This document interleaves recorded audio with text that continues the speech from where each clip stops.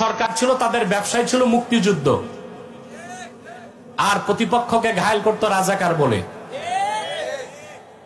আর তাদের ব্যবসার বড় পুঁজি ছিল স্বাধীনতার চেতনা, আর এগুলো ঠিকাদারি নিয়েছিল বুদ্ধিজীবীরা। কথা বুঝেন নাই? আগে যারা ছিল পরাজিত শক্তি, ওদের ব্যবসার মূল কি ছিল? স্বাধীনতার চেতনা। প্রতিপক্ষকে ঘায়েল করার অস্ত্র ছিল তুই রাজাকার। আর এগুলো ঠিকাদারি দিছিল বুদ্ধিজীবীদেরকে। এখন সত্য পালাইছে, বুদ্ধিজীবীরাও গা ঢাকা দিচ্ছে। এখন আবার বেরোইছে রাষ্ট্রচিন্তক। এর মধ্যে একজন হচ্ছে আপনাদের ফরহাদ মজহার। এটার ধরছি আমি, দেখছেন আপনারা? এই কুলাঙ্গারটা সমন্বয়কদের মাথা ওয়াশ করতেছে। আলহামদুলিল্লাহ পারবে না, কারণ সমন্বয়কদের একটা বিরাট অংশ আবার আলহামদুলিল্লাহ আমার সাথে সম্পর্ক রাখে এবং আসে আমার কাছে। তো আমাদেরকে কেমনে রাষ্ট্র হবে শিখায়। বেটা, তোমার সবক নিয়া রাষ্ট্র আমরা গঠন করব না। কোরআন সুন্নাহর অনুসরণে বাঙালি জাতি জানে কিভাবে রাষ্ট্র গঠন করতে হবে। সেজন্য ওলামায়ে কেরামকে এক হইতে হবে। আমার দেশে সমস্যা আলেমদেরকে নিয়ে, ওনারা এক হইতে শিখে নাই। ওনারা এখনো ঝগড়া করতেছে কার টুপি গোল কারটা লম্বা নিয়ে। আলেমরা যদি এক না হন, দেশ হারাবেন। কল্লাই তো থাকবে না, কল্লা না থাকলে টুপি কই লাগাবেন? মাসলাকগত দ্বন্দ্ব থাকতেই পারে। আমি তো আগেই বলেছি মাসলাক যার যার, দিন ইসলাম সবার, ঠিক না? মাসলাক যার যার, দিন ইসলাম সবার। ওলামায়ে কেরাম কান পেতে শুনে রাখুন, যদি বাংলাদেশে যে সুযোগ এসেছে তা যদি হাত ছাড়া হয়, আগামী 50 বছর আপনাদের হাতে আর সুযোগ আসবে না। অতএব ইসলামের সুমহান স্বার্থ রক্ষায়, মুসলমানদের মৌলিক দাবিগুলো আদায়ে আর শরিয়া রাষ্ট্র তৈরি করার জন্য এই মুহূর্তেই দেশের সমস্ত ওলামায়ে কেরামকে এক প্ল্যাটফর্মে আসতে হবে বাংলাদেশ। এই যে শাহরিয়ার কবির, আমার কাছে 21 সালে সে হারছিল, ডিবেটে পরাজিত হয়েছে, এটা গ্রেফতার হয়েছে। এরে রিমান্ড দেওয়া হয়েছে মাত্র 2 দিন। আমার দৃষ্টিতে ওরে রিমান্ড না, ডিটেনশন দেওয়া দরকার 1 বছর।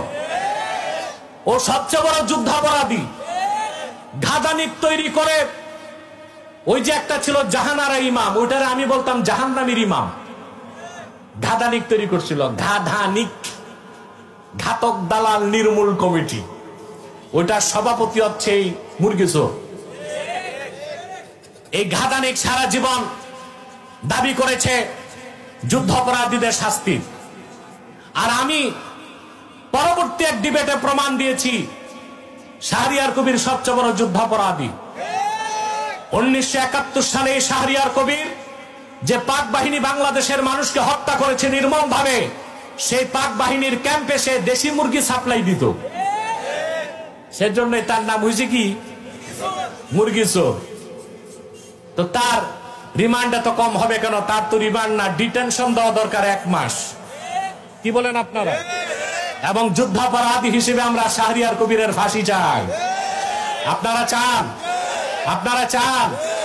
আমরা গাধানিকের সভাপতি, ইসরায়েলের মোসাদের মদতপুষ্ট, ইসলাম ও মুসলমানের শত্রু, কুখ্যাত বুদ্ধিজীবী শাহরিয়ার কবির কুলাঙ্গারের যুদ্ধাপরাধী হিসেবে বাংলাদেশের ট্রাইব্যুনালে ফাঁসি চাই। চলে আসলাম রাজনীতির কথায়। কথা বলেন। চলে আসলাম রাজনীতির কথায়।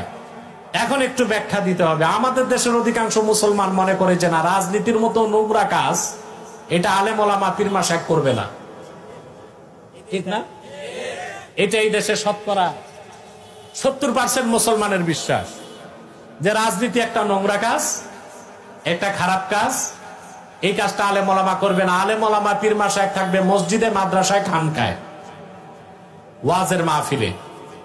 আর রাজনীতি করবে কারা? সুদখোর, ঘুষখোর, চোর, চোট্টা, নেশাখোর, ইয়াবাখোর, বাবাখোর, গাঁজাখোর। এখন আলেম ওলামা ভালো মানুষ যদি রাজনীতিতে আসে, তো সুদখোর, ঘুষখোর আর দুর্নীতিবাজদের রাজনীতি আর থাকে? এই একটা জায়গায় এসে বাঙালি মার খেয়ে গেছে। আমরা 3 লক্ষ মসজিদ করতে পেরেছি, 10,000 মাদ্রাসা তৈরি করেছি, পীরের খানকার অভাব নাই, মাহফিলগুলোতে দিন হোক রাতে হোক জনস্রোত বয়ে যায়, কিন্তু দেশ স্বাধীনের 50 বছরেও বাংলাদেশের সংসদে ইসলামের পক্ষে একটা বিল পাস করতে পারি না। এটা আমাদের ব্যর্থতা, এটা আমাদের ব্যর্থতা। মসজিদ করতে পারছি আমরা 3 লক্ষের উপর, মাদ্রাসা করছি বড় বড় মাদ্রাসা 10,000-এর উপর, মুসলমানও গণলে দেখা যায় 14 কোটি। আমার মুসলমানের রক্ত পানি করা ঘামের পয়সায় সরকারের মন্ত্রীদের ট্যাক্স হয়, বেতন হয়, সচিবালয় চলে, মন্ত্রণালয় চলে, সংসদের খরচ হয়, কিন্তু মুসলমানের প্রাণের দাবি শরীয়তের পক্ষে, ইসলামের পক্ষে একটা আইনও আমরা পাশ করতে পারি নাই বাংলাদেশে। তার কারণ মূলে এই দেশের অধিকাংশ মুসলমানের বিশ্বাস যে রাজনীতি করবে সকল জনগণ, যারা সুদ খায়, ঘুষ খায়, নামাজ পড়ে না, দুর্নীতিবাজ, চোর চোট্টা, লুটেরা, জনগণের সম্পদ যারা লুণ্ঠন করে বিদেশে পাচার করে, ওই দুর্নীতিবাজরা রাজনীতি করবে, আর আলেম ওলামা, পীর মাশায়েখ, আল্লাহওয়ালা বুজুর্গ মানুষ শুধু খানকায় বসে থাকবে। আচ্ছা, রাজনীতি মানি কি খারাপ জিনিস? রাজনীতি 2 প্রকার, একটা নন্দিত রাজনীতি আর একটা নিন্দিত রাজনীতি।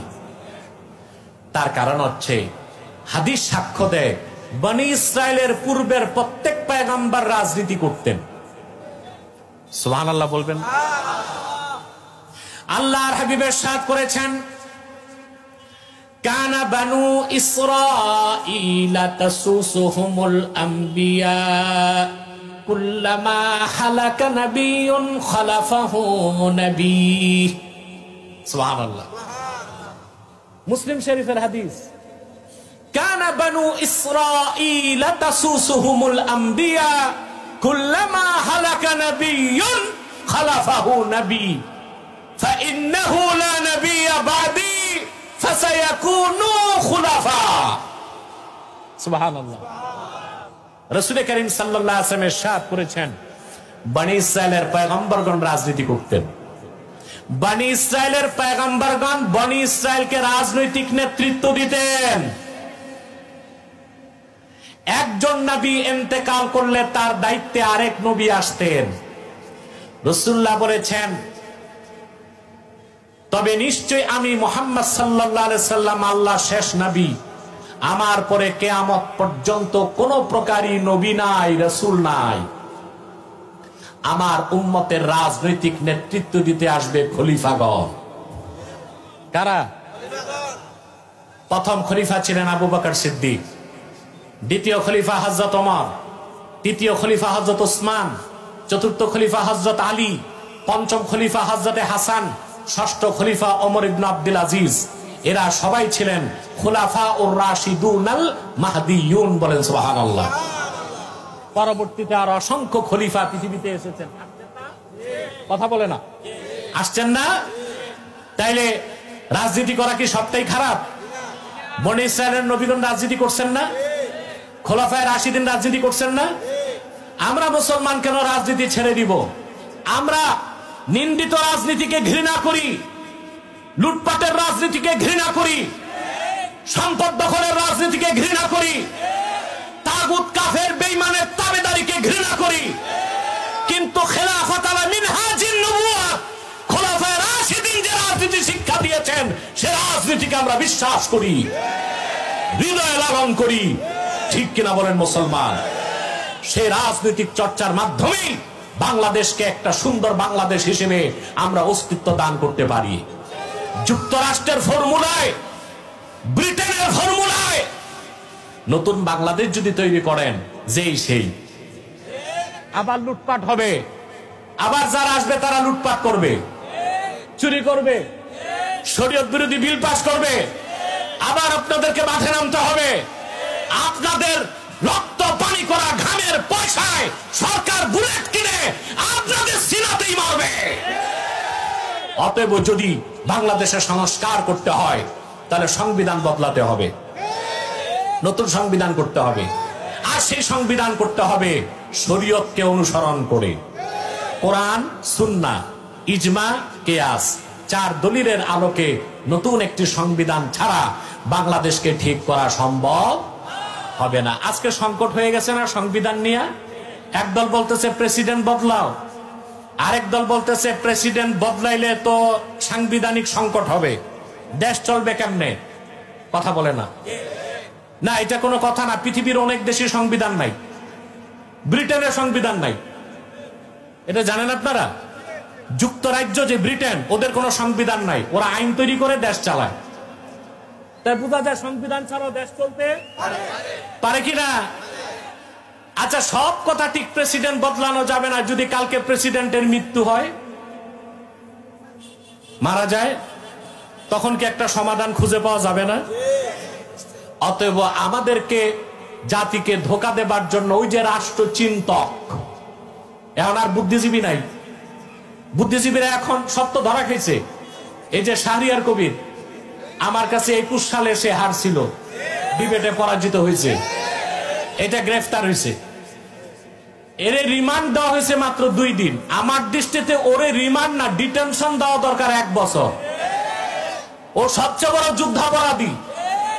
ঘাদানিক তৈরি করে, ওই যে একটা ছিল জাহানারা ইমাম, ওইটারে আমি বলতাম জাহান্নামীর ইমাম।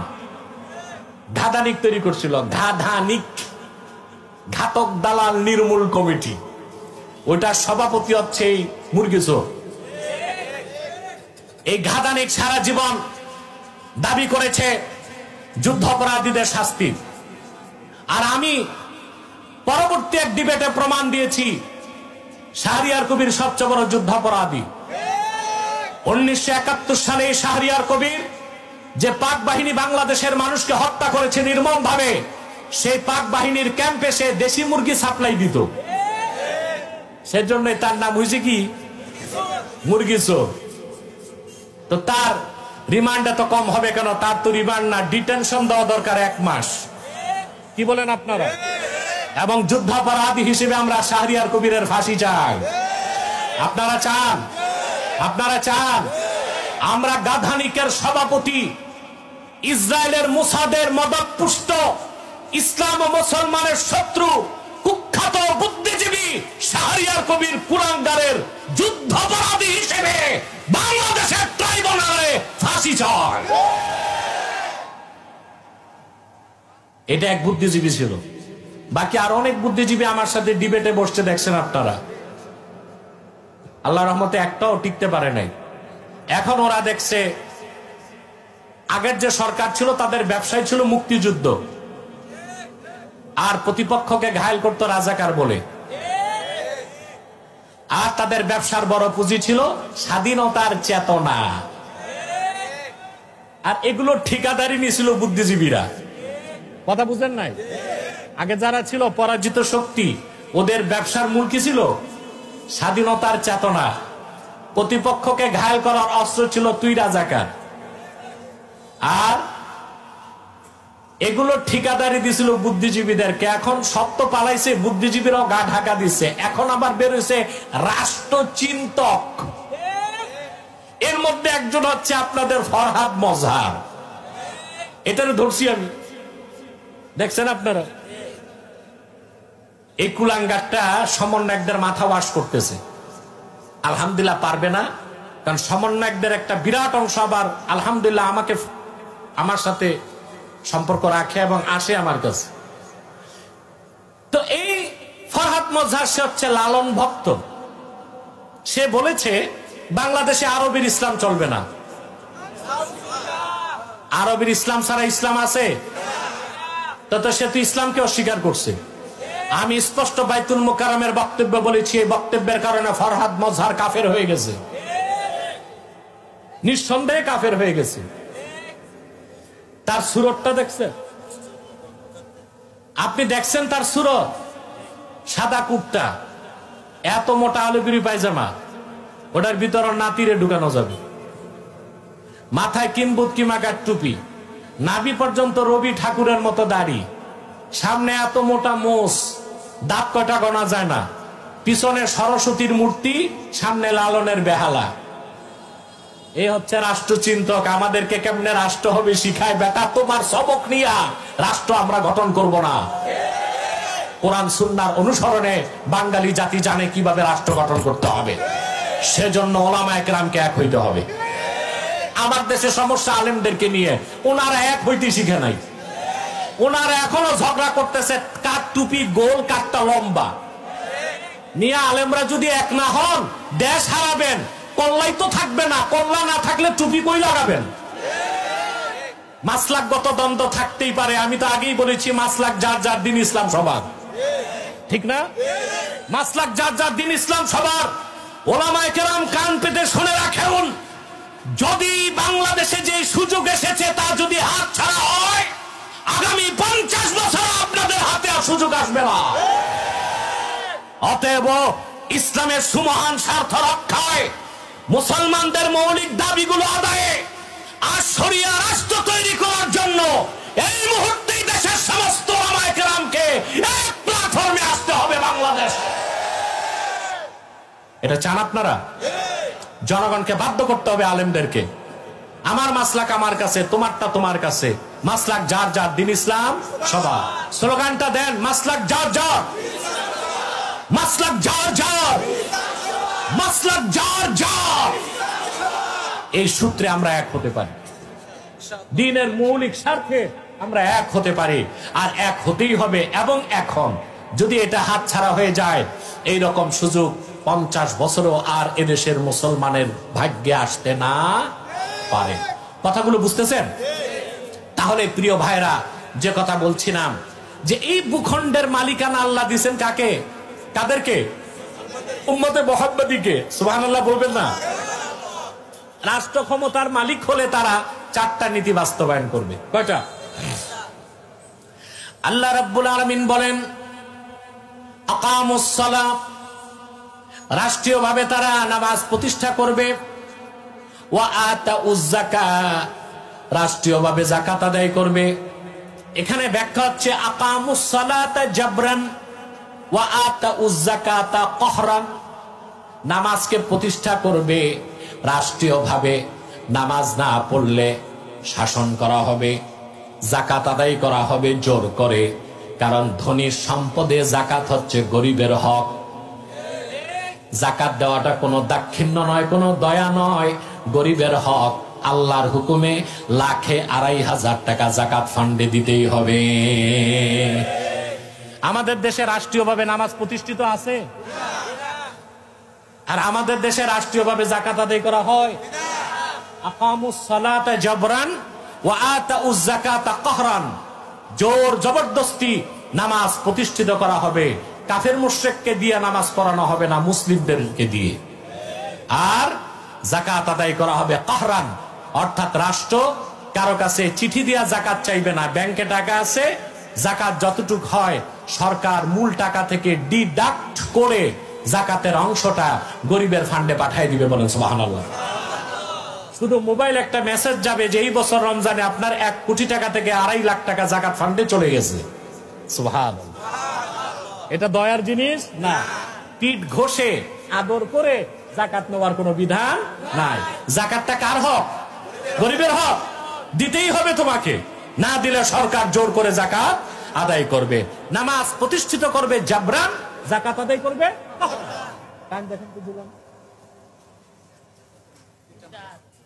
হ্যাঁ, সম্মানিত সুধী, আমি বক্তব্য শুরু করেছি, 40 মিনিট পার হয়ে গেছে।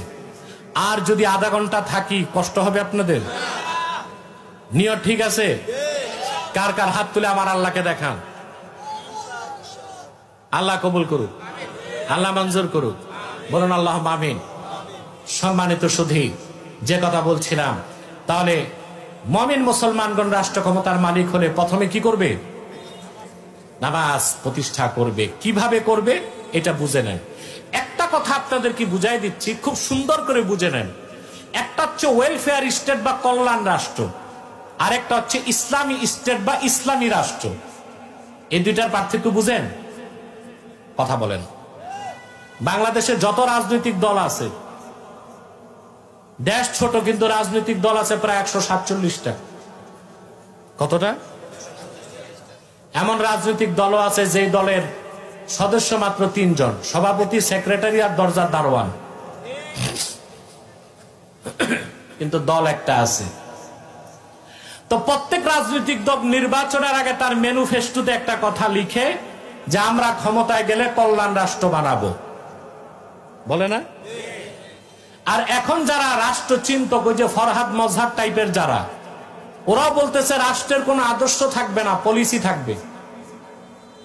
রাষ্ট্রের আদর্শ থাকবে না, কি থাকবে?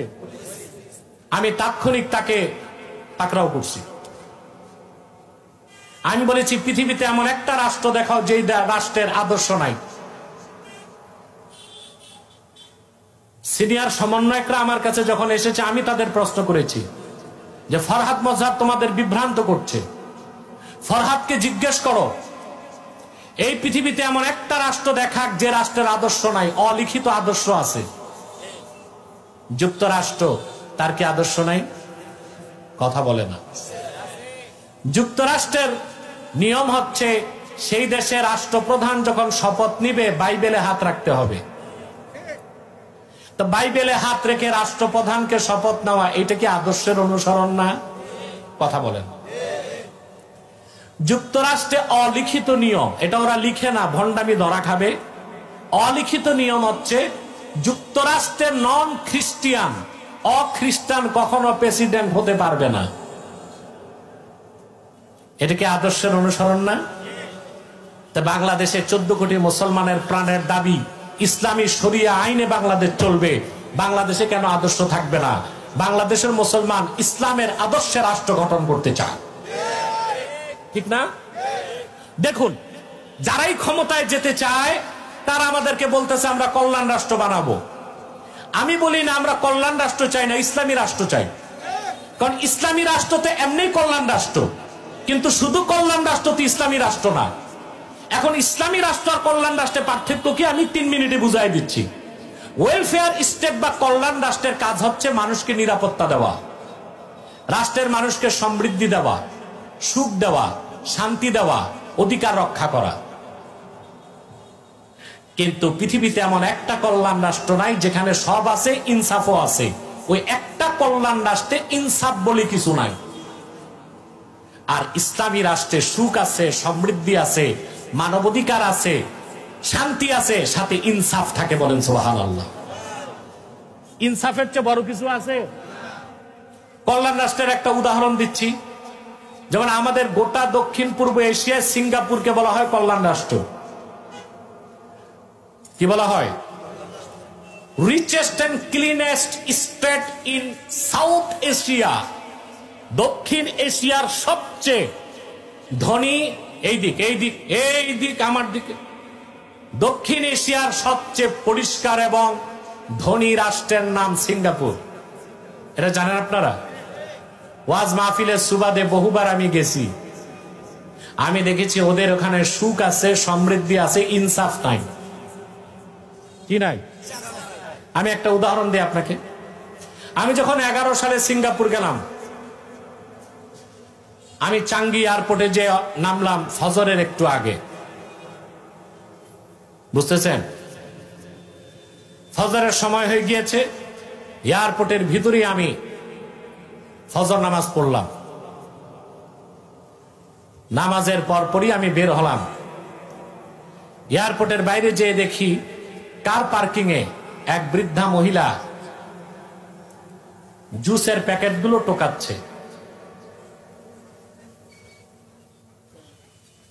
কথা বুঝতেছেন?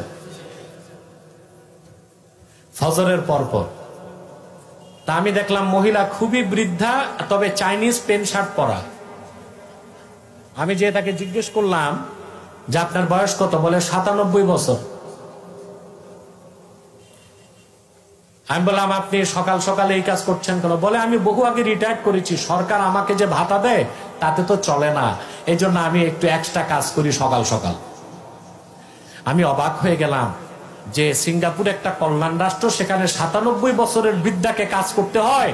এর চেয়ে তো বাংলাদেশই ভালো, এই বয়সের নানি দাদিকে নাতিরা কাঁধে চড়ায়। এখন আসেন, কল্যাণ রাষ্ট্র বানাইছে ওরা, ইনসাফ নাই। 97 বছরের বৃদ্ধাকে টোকাইয়ের কাজ করতে হয়। আর সিঙ্গাপুরের প্রধানমন্ত্রীর বেতন হচ্ছে $2.25 মিলিয়ন। কত? $1 মিলিয়ন বাংলাদেশের 1,20,00,000 টাকার উপরে, আর $2.25 মিলিয়ন হচ্ছে প্রধানমন্ত্রীর বেতন। তো প্রধানমন্ত্রীর বেতন $2.25 মিলিয়ন আর 97 বছরের বৃদ্ধা, এটা ইনসাফ আছে? ওই যে প্রধানমন্ত্রী বেতন নেয় ওটা জনগণের ট্যাক্স না? এটাই কল্যাণ রাষ্ট্র। কল্যাণ রাষ্ট্রের সমৃদ্ধি থাকে, আইনের শাসন থাকে, ইনসাফ। আর ইসলামী রাষ্ট্রে সমৃদ্ধি থাকে, সুষম বন্টন থাকে, ইনসাফ থাকে।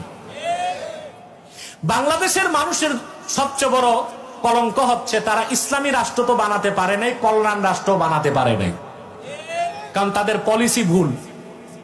আমার দেশে ঘুষ, দুর্নীতি। বাংলাদেশ দুর্নীতিতে কতবার চ্যাম্পিয়ন হয়েছে দেশ স্বাধীনের পর?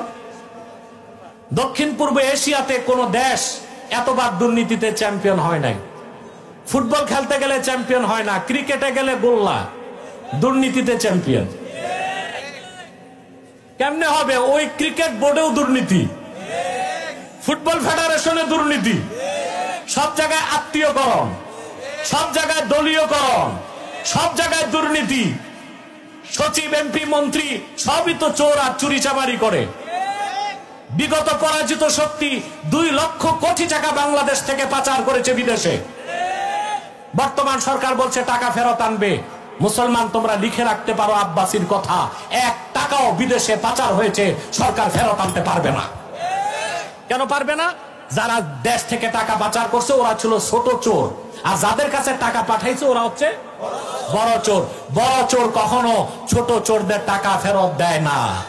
এই যে টাকা ফেরত আনবে, অর্থ উপদেষ্টা বলতেছে এটা হচ্ছে আইওয়াশ, আমাদেরকে সান্ত্বনা দিচ্ছে। বাংলাদেশের মানুষ বাচ্চা না, বাচ্চাদেরকে মোয়া আর চকলেট দিয়ে সান্ত্বনা দেওয়া যায়। এদেশের মুসলমান বাচ্চা না, এদের বিবেক বুদ্ধি আছে, 1 টাকাও ফেরত আসবে না। ভবিষ্যতে রাষ্ট্র ক্ষমতায় যে আমার বাঙালির রক্ত পানি করা ঘামের পয়সা যেন বিদেশে কেউ পাচার করতে না পারে, সেজন্য কঠিন আইনের ব্যবস্থা করতে হবে। সেটা করলে কাজ হবে। যেটা গেছে এটা ফেরত আসবে না। ভবিষ্যতে যেন কেউ ক্ষমতায় যে আমার দেশের জনগণের টাকা চুরি করে বিদেশ পাচার করতে না পারে, সেজন্য আমাদের আইন করতে হবে। আর প্রচলিত আইনে তা হবে না, সেটাও শরিয়া আইন লাগবে। কারণ শরিয়া আইনে চোরের শাস্তি হাত কাটা। চোরের শাস্তি কি? যারা শেয়ার ব্যবসা কেলেঙ্কারি করেছে, যারা বাংলাদেশ ব্যাংকের টাকা চুরি করেছে, যারা পদ্মা সেতুর টাকা চুরি করেছে, যত দুর্নীতিবাজ কর্মকর্তা ছিল, শরিয়া আইনে চোর হিসেবে তাদের হাত কেটে দাও। সামনে যারা ক্ষমতায় আসবে দুর্নীতি করার আগে 7 গ্লাস পানি খাবে, ঠিক না? অথবা রাষ্ট্র তৈরি করতে হবে তোমাদের ফর্মুলায় না, নতুন বাংলাদেশ তৈরি করতে হবে আলেম ওলামার ফর্মুলায়। তাইলেই বাংলাদেশের এই বিজয়কে ধরে রাখা সম্ভব হবে। তাহলে আমরা কল্যাণ রাষ্ট্র চাই না ইসলামী রাষ্ট্র? জোরে বলতে হবে। কারণ ইসলামী রাষ্ট্র এমনিতেই কল্যাণ রাষ্ট্র, কিন্তু কল্যাণ রাষ্ট্র ইসলামী রাষ্ট্র হয় না, কোনোদিনও হবে না যদি ইমানদাররা রাষ্ট্র ক্ষমতায় না যায়। আর সেই কল্যাণ রাষ্ট্রে কোনোদিনও ইনসাফ থাকতে পারে। আমেরিকাকে কল্যাণ রাষ্ট্র বলা হয়, হয় না? আমেরিকা কি ইনসাফ আছে? যখন তখন শ্বেতাঙ্গরা কৃষ্ণাঙ্গদেরকে গুলি করে হত্যা করে। ইউরোপে কল্যাণ রাষ্ট্র ধরা হয় সুইজারল্যান্ড, হল্যান্ড, গ্রিনল্যান্ড, ফিনল্যান্ড, এগুলোকে বলা হয় কল্যাণ রাষ্ট্র। আপনি একটু ইন্টারনেট সার্চ দিয়ে দেখেন, ইউরোপের কল্যাণ রাষ্ট্রগুলোতে জনগণ ট্যাক্স দেয় 50%। অর্থাৎ যার 1 লাখ টাকা ইনকাম, 50,000 টাকা সরকারের কোষাগারে দিয়ে দেয়। ইসলাম এটাকে সমর্থন করে না। আপনার রক্ত পানি করা ঘামের পয়সা অর্ধেকটাই আপনি সরকারকে দিবেন, আর সরকার ওইটা দিয়ে কল্যাণ রাষ্ট্র বানাবে। এই কল্যাণ রাষ্ট্রের কোনো দরকার। তাহলে মুসলমান ভাইয়েরা, যারা এখন কল্যাণ রাষ্ট্রের স্লোগান দিচ্ছে, কল্যাণ রাষ্ট্রের মাধ্যমে সমাজ ইনসাফ কায়েম হয় না। 100% ইনসাফ, সুষম বন্টন, ট্রান্সপারেন্সি, স্বচ্ছতা, আইনের শাসন আর ইনসাফ যদি পেতে চান, কোরআন সুন্নাহর আলোকে শরিয়া রাষ্ট্র বানাতে হবে। তো 30 লাখ টাকা ঘুষই দিছে, মাসে পাবে 1 লাখ টাকা, তার ঘুষ তুলতেই তো 30 মাস। কথা বলেন, ঘুষ তুলতেই 30 মাস। তো এই লোক ঘুষ খাবে না তো করবে কি? এই জন্য কল্যাণ রাষ্ট্রগুলোতে কি করে, সরকারি কর্মকর্তাদের বেতন দেয় সবচেয়ে বেশি, যেন ওরা ঘুষ খাওয়ার প্রয়োজনীয়তা অনুভব না করে। এই যে আপনাদের এলাকায় সরকারি হাসপাতালগুলোতে ট্রিটমেন্ট আছে, কথা বলেন, প্রত্যেক হাসপাতালে কিন্তু একজন বিসিএস ডাক্তার আছে, আছে না? ডাক্তারে গিয়ে হাসপাতালে পাবেন না, ও দেখবেন কুমিল্লা যায় বড় হাসপাতালে রুগী দেখে, রুগী দেখার নিয়ম হচ্ছে 10 জন, সে দেখবে 150 জন। নারায়ণগঞ্জ পপুলারে কিছু ডাক্তার আছে সরকারি, এরা হাসপাতালেও চাকরি করে, আবার রাত 2:30 পর্যন্ত রুগী দেখে। যে ডাক্তার সারাদিন হাসপাতালে চাকরি করে রাত 2:30 পর্যন্ত রুগী দেখে, তার নিজেরই তো মাথা ঠিক নাই, ও আবার ট্রিটমেন্ট দিবে কি? আমার গত সপ্তাহে মাহফিল ছিল জহুরুল ইসলাম মেডিকেল কলেজে। আমি ছাত্রদেরকে জিজ্ঞেস করলাম বিসিএস ডাক্তারের বেতন কত? বলে হুজুর মোটে 26,000 টাকা।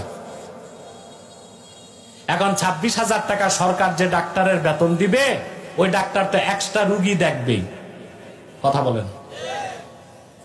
আমি লন্ডনে দেখেছি, আমি 14 দিন ছিলাম, আমি কোনো ট্রিটমেন্ট পাই নাই। ওখানে ট্রিটমেন্টের নীতি খুব কড়া, আমাকে ওষুধ পর্যন্ত দেয় নাই, রেজিস্টার্ড হতে হবে, এই নিয়ম সেই নিয়ম। এর মানে ওই অবস্থা হয়েছে যে ডাক্তার আসতে আসতে রুগী মারা যাবে, ওই অবস্থা। আমি আর ওষুধ খেতেও পারি নাই, ওষুধ ছাড়া ছিলাম 1 সপ্তাহ, কিন্তু কন্ট্রোল করে ফেলেছি, খাবার দাবার ছেড়ে দিছি, কারণ আমাকে তো ওষুধ লাগবে। আর ওরা ওষুধ দিচ্ছে না, ওদের নিয়ম রেজিস্ট্রেশন করে ওষুধ নিতে হবে। আমি খোঁজ নিয়ে দেখলাম লন্ডনে একজন জিপি জেনারেল ফিজিশিয়ানের বেতন হচ্ছে বাংলাদেশের 1,20,00,000 টাকা। জিপি, ছোট ডাক্তার, জেনারেল ফিজিশিয়ান, তার যে বেতন বাংলাদেশের 1,20,00,000 টাকার উপরে। ওই ডাক্তারটা কি আর এক্সট্রা রুগী দেখবে? কথা বলে না। ইনভেস্টিগেশনের নামে কমিশন খাবে, 10 জন রোগীর বেশি দেখবে। আমরা আসলে কিচ্ছু পাই নাই, না ইসলামী রাষ্ট্র করে পরকালে মুক্তির ব্যবস্থা করলাম, না কল্যাণ রাষ্ট্র বানাইতে পারলাম। আমরা এখনো যেই সেই আছি। অতএব যারা রাষ্ট্রচিন্তক নতুন বাংলাদেশ বানাতে চান, আপনাদেরকে যদি সত্যিকার অর্থে নতুন বাংলাদেশ গড়তে চান, সমৃদ্ধ বাংলাদেশ, দুর্নীতিমুক্ত বাংলাদেশ, শরিয়া রাষ্ট্র ছাড়া এটা সম্ভব নয়। সম্ভব? এটা সম্ভব নয়। সেজন্য আল্লাহ রাব্বুল আলামিনের নির্দেশ, মুসলিমগণ যদি জনপদের দায়িত্ব পায়, তারা নামাজ কায়েম করবে। সরকারি কর্মকর্তা যারা নামাজের সময় সচিবালয়ের মসজিদে চলে যাবে, মন্ত্রীরা মসজিদে চলে যাবে। খেয়াল করতেছেন কথা? নামাজের সময় পুলিশ সুপার যখন মসজিদে ঢুকে যাবে, জেলা প্রশাসক মসজিদে ঢুকে যাবে, নামাজি হয়ে যাবে, তখন সেই জেলা প্রশাসক, পুলিশ সুপার, সচিব, আমলা কামলা ঘুষ খেতে লজ্জা পাবে। কারণ আল্লাহর বিধান হচ্ছে মুমিনরা যদি নামাজ পড়ে, নামাজের কারণে পরকালে জান্নাত পাবে, দুনিয়ায় তারা পাবে একটা উন্নত চরিত্র। বলেন সুবহানাল্লাহ। আপনার সমাজের দিকে তাকায় দেখেন আল্লাহর কথাটা কত বাস্তব। বেনামাজি যত গুনাহ করে, নামাজিরা তো আর ফেরেশতা হয় না, গুনাহ করে কিন্তু পরিমাণে কম করে কিনা? কথা বলেন। যে 5 ওয়াক্ত নামাজ পড়ে, বেনামাজিরা তো চেইন, গুনার পর গুনাহ করেই যায়, কোনো গুনাহ করতে লজ্জা পায় না। আর নামাজি যে 5 ওয়াক্ত নামাজ পড়ে, আমি বলছি না তারা সব ফেরেশতার মতো, গুনাহ করে কিন্তু তুলনামূলক কম করে কিনা। এটাই হচ্ছে নামাজের বাস্তব প্রমাণ। যারা সালাত আদায় করবে পরকালে জান্নাত পাবে, দুনিয়াতে আল্লাহ তাদেরকে উন্নত চরিত্র দান করবেন। অতএব বাংলাদেশকে দুর্নীতি মুক্ত করতে হলে রাষ্ট্রীয়ভাবে নামাজ কায়েম করতে হবে। আর রাষ্ট্রীয়ভাবে নামাজ কায়েম করতে হলে সকলদের দ্বারা হবে না, ইসলামিস্ট, ইসলামপন্থীদের প্রয়োজন আছে। 2 নম্বর, ওয়া আতাউজ যাকাত। ভূখণ্ডে যখন মুসলমানেরা ক্ষমতা পাবে, তারা যাকাত আদায় করবে, কাহরান, জোর করে। কি করে? আজকে বাংলাদেশের অভাব কত বেশি, আমি আগেই বলেছি, আমাদের রিজার্ভ আছে মাত্র $8 বিলিয়ন। কত? এটা দিয়ে বাজার করা যাবে মাত্র 1 মাসের। কয় মাসের? এখন বাংলাদেশের হঠাৎ করে কি দেশকে ঠিক করা যাবে? জি, সম্ভব। এই মুহূর্তে যদি ইউনূস সরকার যাকাত ভিত্তিক অর্থনীতিকে গ্রহণ করে, বাংলাদেশের কোনো মূল্যস্ফীতি, ইনফ্লেশন থাকবে না, এবং রিজার্ভের পরিমাণ বেড়ে যাবে, আর দারিদ্রতা ধীরে ধীরে দূর হবে। সুদ মানুষকে ধ্বংসের দিকে নিয়ে যায়, আর যাকাত ভিত্তিক অর্থনীতি মানুষকে উন্নয়নের দিকে নিয়ে যায়। যাকাত অর্থ কি? যাকাত মানে হচ্ছে বরকত, যাকাত মানে হচ্ছে বৃদ্ধি। সুবহানাল্লাহ বলেন। আরবিতে বলা হয়, আরবিতে কথাটা এইভাবে বলা হয়, যাকাত জারউ ইজা নামা, যাকাত মানে নামা মানে বরকত। ফসল যখন প্রচুর হয় তখন আরবিতে বলা হয় ক্ষেত ফসল যাকাত দিয়েছে, অর্থাৎ বরকত হয়েছে। এখন এখানে একটা আপনারা প্রশ্ন করতে পারেন, আমরা তো দেখি যাকাত দিলে সম্পদ কমে, তো যাকাত দিলে বাড়ে কেমনে?